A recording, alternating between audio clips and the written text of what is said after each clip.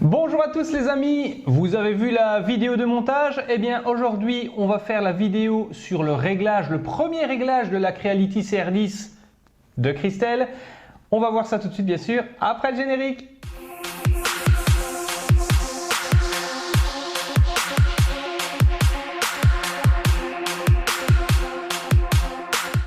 Et bien voilà, votre machine est montée.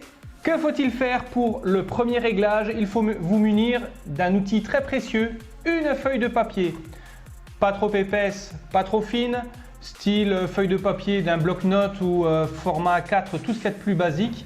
Ça marche très bien. N'oubliez pas qu'il y a des feuilles livrées avec votre imprimante 3D. Donc moi je me sers par exemple d'une partie de la notice. J'avais dit dans l'autre vidéo qu'elle ne servirait pas. Ben, finalement oui, elle va servir à régler la tête vis-à-vis du plateau. On va voir ça tout de suite. On va allumer la machine. Et que faut-il faire pour allumer la machine? En tout cas, pour être certain qu'on puisse la régler, il faut attendre que le menu soit valide. Et ensuite, et je vois qu'il y a Rocco qui s'y met encore un coup. Hein. Il aime bien figurer dans les vidéos, Rocco. Hein. Merci Rocco, je ne suis pas un gant de toilette. Ça va être simple. On doit aller dans Préparer et Auto Home. Que se passe-t-il quand on appuie sur le bouton Auto Home? Il éjecte le fil d'une part. D'autre part, il va mettre le plateau en position de switch et la tête en position de switch. Voilà, l'opération est faite. Maintenant, je vais déplacer les plateaux. Ah, mince, ça ne va pas. Tout est bloqué. Que faut-il faire? On retourne dans le menu. On va dans Préparer et Disable Stepper. Donc, déconnecter les moteurs. Voilà. Et là, on entend un petit clong. Tout est débloqué. Vous voyez, le plateau, je peux le déplacer. Et la tête, je peux la déplacer. Le but est très simple. Il y a 4 vis de réglage sur le plateau. Ces vis de réglage, il faudra faire en sorte que ma feuille de papier puisse glisser sans trop de résistance entre le plateau en verre borosilicate et le nozzle ou le petit nez. Alors je vais commencer par le fond. Je vais me mettre au niveau de la vis, plus ou moins. Et là, je remarque tout de suite que il y a beaucoup trop de place. Alors, je desserre. Par contre, c'est pas très pratique. Il existe d'ailleurs une petite modification possible pour avoir des roulettes plus pratiques, des roulettes de réglage plus pratiques. Et là, là, il commence à avoir une certaine résistance.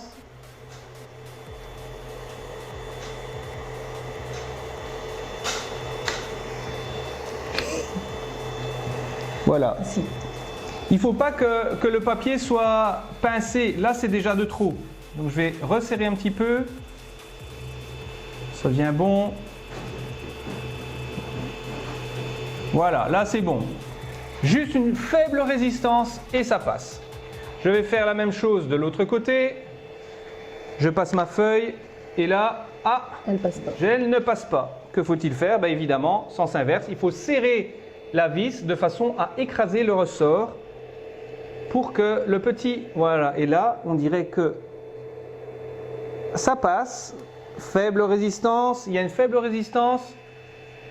Ok, c'est bon. Allez, je déplace le plateau à ce point d'ancrage-ci. Et là, ça c'est beaucoup de trop, hein, ça. Aucune résistance. Je desserre pour relever. Voilà, et là, je commence à ressentir... Voilà, là, il y a une résistance. C'est bon, c'est réglé. Vous voyez, c'est hyper simple, hein, régler un plateau sur une CR10.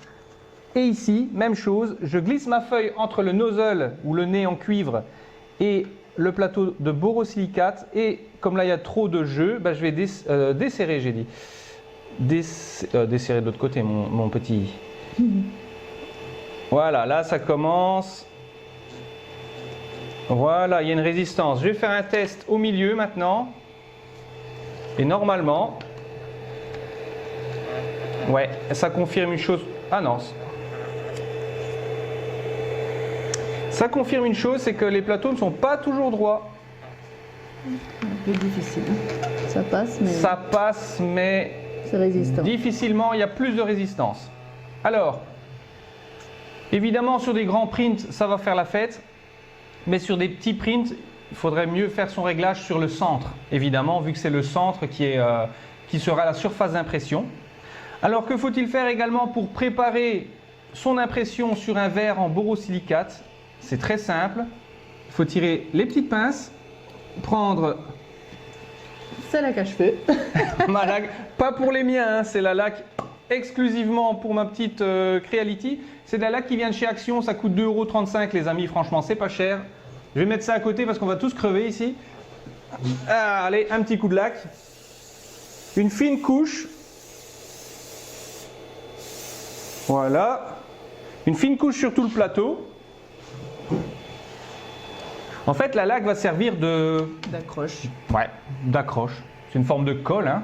Certains utilisent également des bâtons de colle UU. Vous voyez, ou ces bâtons de colle en bâton là, pour les enfants.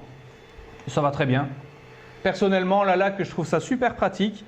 Si vous voulez ensuite nettoyer... Voilà, ça va buter dedans.